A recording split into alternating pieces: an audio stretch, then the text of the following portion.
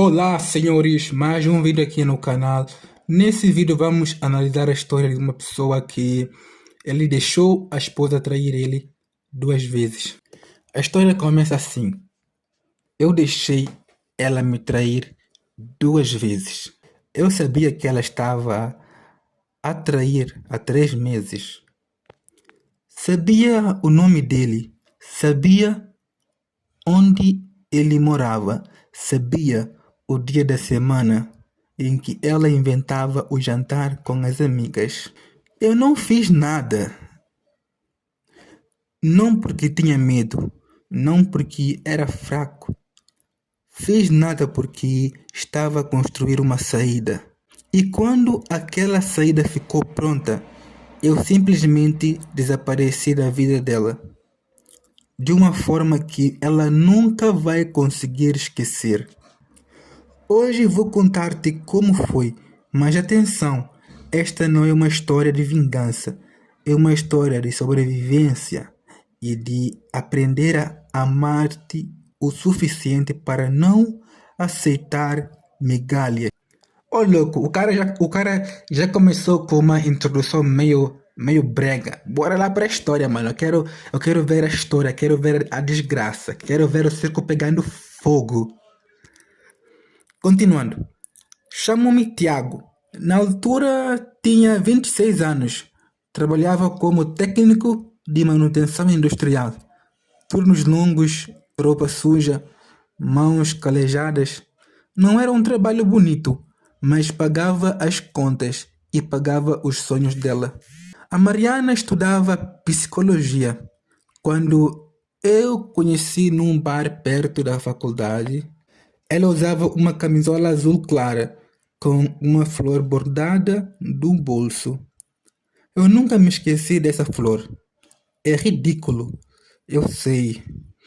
Mas o cérebro agarra-se a detalhes inúteis quando o resto dói demais. Ah, mano, fala sério, o cara é beta, com certeza. O cara tá apaixonado. Se o cara lembra até da flor daquele dia, o cara tá apaixonado. Deve ser por isso que ele permitiu com que ela traia ele 3 vezes, uma, 2 vezes por aí. Continuando. Namoramos 4 anos. No primeiro ano, eu estava nas nuvens. Ela ria alto, puxava-me para dançar em parques de estacionamento, escrevia-me bilhetes e colocava no espelho da casa de banho. Eu nunca fui um homem de muitas palavras. As palavras saem-me mal, embrulhadas.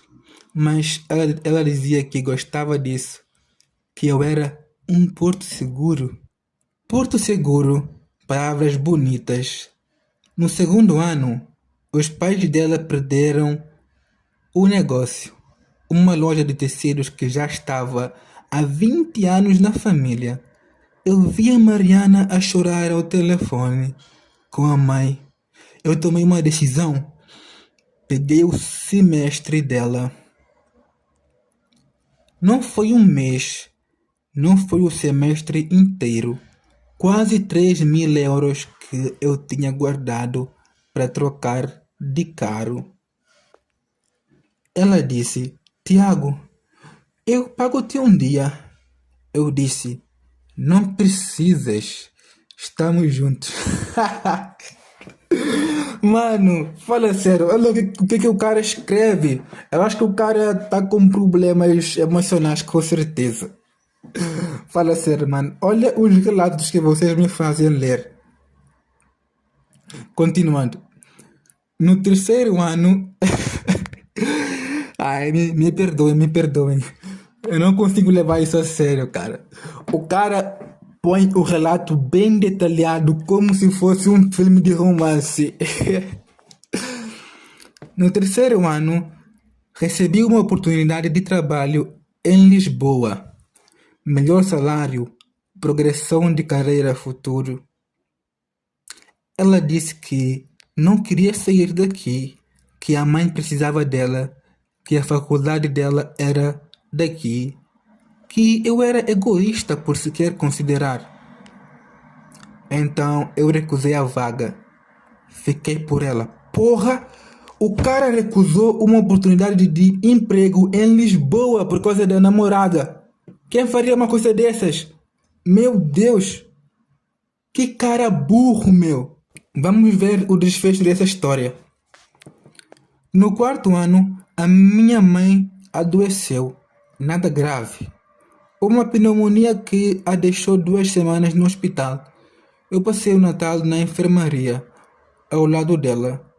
A Mariana foi para casa dos pais dela. Não me visitou uma única vez. Disse que estava exausta dos exames. Nossa, ó, já apareceu os sinais. Apareceu os sinais, se o cara ignorou, o cara não foi esperto. Na altura, desculpei. Pensei, ela precisava de descansar. Hoje percebo que aquilo já era um sinal, mas eu não queria ver. Não estou a contar isto para me vitimizar. Estou a contar para tu perceberes o que significa dar tudo a alguém e receber nada. Ou pior do que nada, receber desprezo disfarçado de amor. A primeira vez que senti que algo estava errado foi numa sexta-feira, depois do trabalho. Cheguei a casa às 7h30 da noite, mais cedo do que o normal, porque a máquina avariou. A Mariana estava no quarto quando entrei. Ouvi um clique rápido. Ela tinha bloqueado o telemóvel, virado o ecrã para baixo na mesa de cabeceira. Nossa, vai dar merda, vai dar merda. Levantou-se e veio dar-me um beijo. Perguntou como tinha sido o dia. Normal, certo? Talvez. Mas eu conhecia aquela mulher. Conhecia o som das teclas dela. O jeito de rir quando estava a ler memes. O barulho específico do dedo a passar stories no Instagram. E naquele momento não havia barulho nenhum. Havia silêncio. Um silêncio ocupado. Como se ela tivesse à espera de algo. Ignorei. Pensei que era paranoia. Nas semanas seguintes, comecei a notar um padrão. As mensagens chegavam a ela, saía da sala para responder. Deixou de deixar o telemóvel na mesa da cozinha quando ia tomar banho.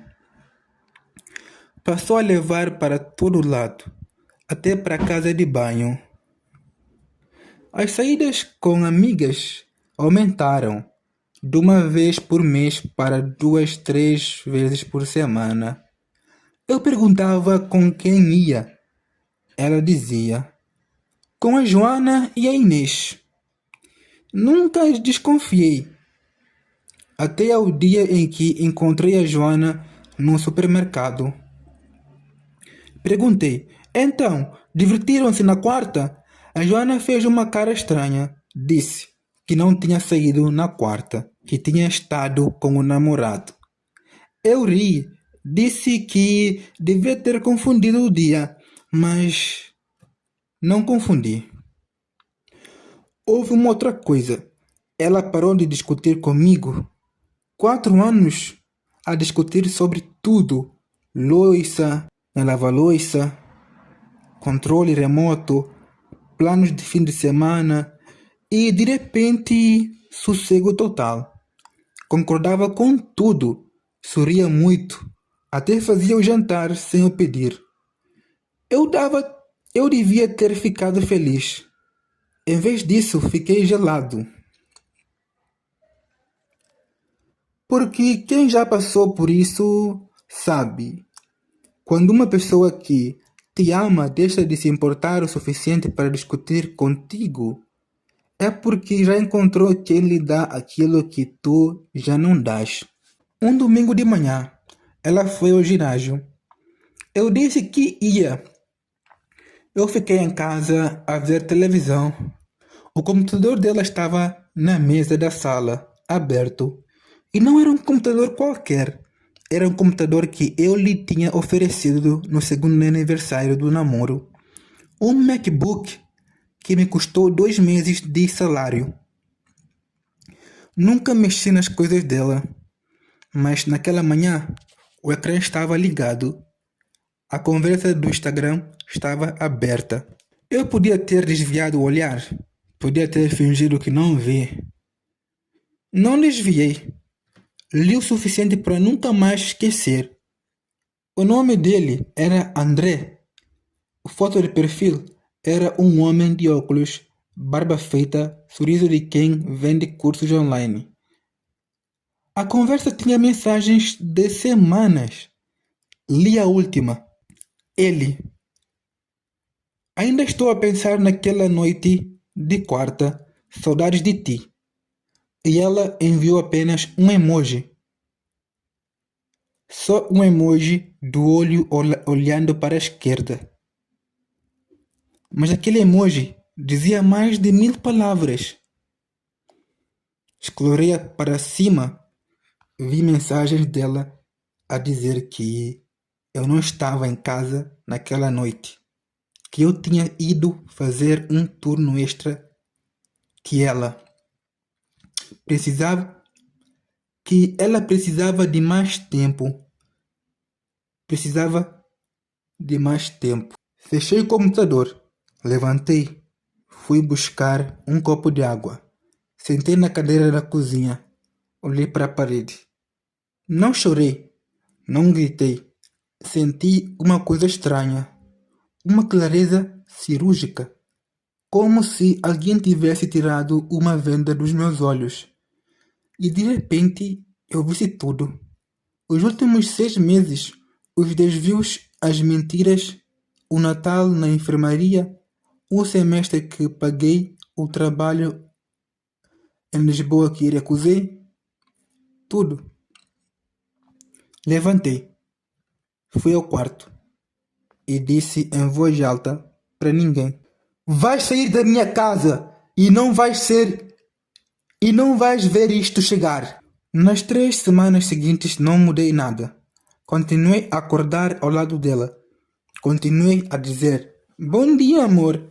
Continuei a tomar café com ela antes de sair para o trabalho. Continuei a dar-lhe a entender que estava tudo bem. Mas por dentro eu estava a trabalhar, silenciosamente, como um relógio a contar os segundos.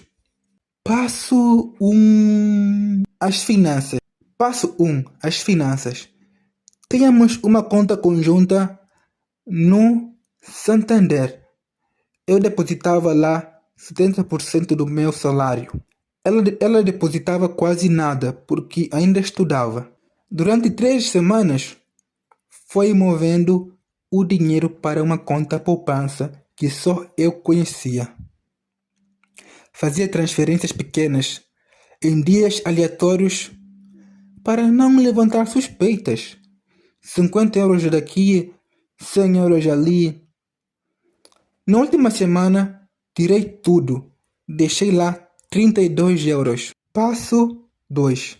A casa. O apartamento era alugado. O contrato estava no meu nome.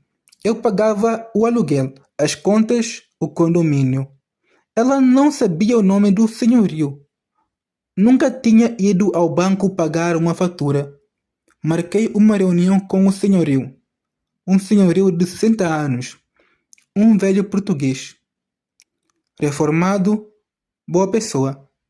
Contei-lhe a verdade. Ele ficou calado. Uns segundos. Depois disse: fazes bem, rapaz. O que ela fez não se faz.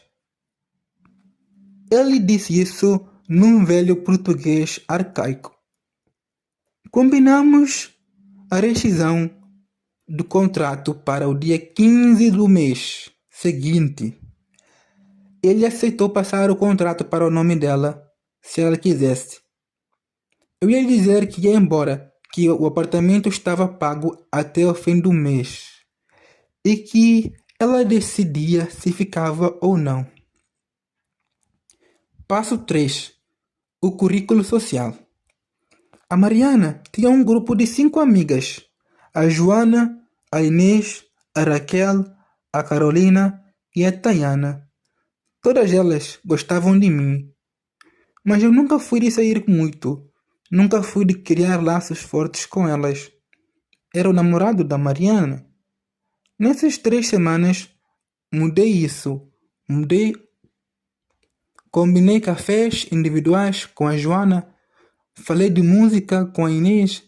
Perguntei sobre o filho dela com a Raquel. Ajudei-a a mudar um móvel. Não falei mal da Mariana. Não contei o que sabia. Só estive presente e fui eu mesmo. O que eu sempre fui, mas que a Mariana me tinha feito esquecer. Por quê? Porque eu sabia que quando tudo viesse à tona, ela ia tentar contar uma versão dela. Ia dizer que eu era controlador, frio, misógino, machista, abandonou-a do nada. Mas se as pessoas já tivessem tido experiências recentes comigo, reais, positivas, humanas, incríveis, nenhuma versão dela colaria. Passo 4. As minhas coisas. Uma semana antes do fim, comecei a tirar coisas da casa em silêncio. Não roupas. Isso era óbvio. Tirei coisas pequenas. Livros da minha infância, uma caneca que o meu pai me deu, um casaco da minha mãe. Levei uma mochila por dia, como se fosse para o trabalho. Deixei lá o essencial para perceber que ainda estava tudo no sítio. Na noite anterior ao dia marcado, arrumei o resto numa mala de viagem grande. Escondi no armário da entrada. Quinta-feira, 4 de novembro. Ela chegou a casa às 23h40, mais de 2 horas depois do que tinha dito. Eu estava sentado no sofá da sala, luzes apagadas, só a luz amarela do poste da rua a entrar pela janela. Ela ligou o interruptor. Viu-me ali. Assustou-se. Tiago, por que estás no escuro? Eu não me levantei. Só disse. Estava a pensar. Ela riu. Aquele riso nervoso, forçado. Pensar o quê? É nós. Em quanto tempo faz que isto acabou e só eu aqui não sabia? O rosto dela mudou. Não foi choque, foi cálculo. Eu vi nos olhos dela. Ela estava a processar, a decidir qual versão dos factos ia usar. Negação, ataque, culpa, vitimismo. Ela escolheu negação. Não sei do que estás a falar. Estamos bem. Levantei-me devagar. Fui até o corredor. Peguei na mochila e na mala grande. Ela perguntou. O que é isso? Onde vais? Virei-me para ela. Olhei nos olhos. Não com ódio. Com uma tristeza calma. A tristeza que quem já sofreu tudo o que tinha para sofrer. E só restava a certeza. O contrato do apartamento acaba dia 1. Já falei com o senhorio. Fica no teu nome se quiseres. Ele aceita. Tens 30 dias para decidir. A minha parte da renda deste mês já está paga. O dinheiro está na conta conjunta. Já está lá. O dinheiro da conta conjunta já não está lá. Tirei o meu. O que é teu ficou. O resto fica para trás. Ela ficou branca. Começou a gaguejar. Tiago, por favor, senta-te. Vamos conversar. Eu não sentei. Ela perguntou. A outra pessoa? Eu disse. Não. Tu é que tens. Foi a única vez que fiz referência direta. Não mostrei provas. Não disse o nome dele. Não gritei. Ela chorou. Apanhou-me desprevenido. O choro dela sempre me desarmou. Mas desta vez, não. Desta vez, eu vi o choro pela... Eu vi o choro pelo que era. Não tristeza, não arrependimento. Era pânico, remorso, pânico de ter sido apanhada, pânico de perder o porto seguro, pânico de ter perdido o beta provedor. Eu já não era o porto seguro, já não queria ser. Abri a porta, saí, não olhei para trás, fechei a porta devagar, não bati. O silêncio depois disso foi o melhor presente que eu dei a mim mesmo em 4 anos. Nos dias seguintes, ela ligou 47 vezes. Eu contei. Atendi ao fim de 3 dias. Ela queria explicações. Queria saber o que é que descobri. Quem me contou. Há quanto tempo eu sabia. Eu respondi com uma frase que tinha ensaiado no chuveiro na manhã anterior. Não importa como descobri. Importa o que tu fizeste enquanto eu dormia ao teu lado. Ela começou a chorar outra vez. Eu desliguei. 3 semanas depois, um amigo em comum disse-me que ela tinha ido viver com André. Durou 5 semanas e meia. Ele traiu ela com uma colega de trabalho. Não senti alegria. Senti uma confirmação fria. Pessoas que traem normalmente são traídas. O universo não é justo, mas às vezes tem um sentido de humor perverso. Hoje, 1 ano depois, estou sozinho. Não por falta de opções, por escolha. Aprendi que o silêncio é o melhor do que uma companhia que nos diminui. Aprendi que o amor não exige que abra mão de mim. Aprendi que a lealdade não se implora, ela existe ou não existe.